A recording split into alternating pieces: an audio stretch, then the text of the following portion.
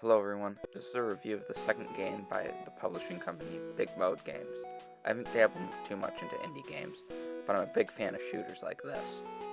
Before we get in, I thought I'd tell you that I'm playing the Nintendo Switch version of this game.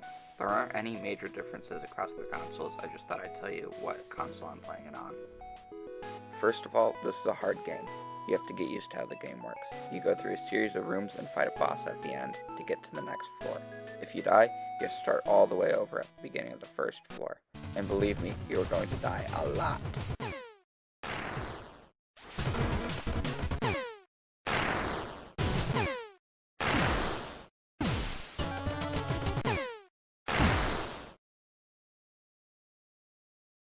In the hub room, you can buy upgrades with the money you get. But the real upgrades come with you playing the game. You know what weapons to pick, you know how to defeat the enemies, you just know how to play the game better. Another thing I noticed about this game is the mood of it. It feels like an NES game.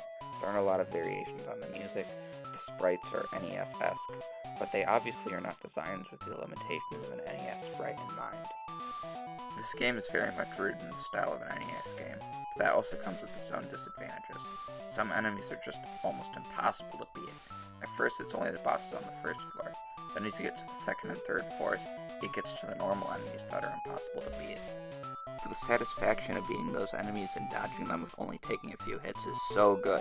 This whole game is so satisfying. The different weapons you get through upgrades, and then going into a room of enemies and defeating them, all of the different features.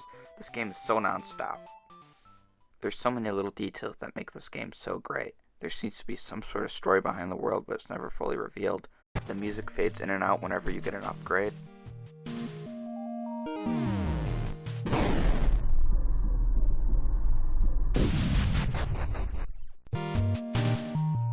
Another thing, the music is so good and so intriguing even though it's chiptune music.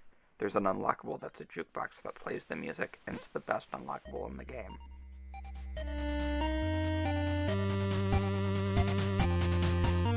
I recommend this game to anyone who likes the style of old NES games, or to someone who has hours to sink into a game like this, or to someone who is up for the challenge.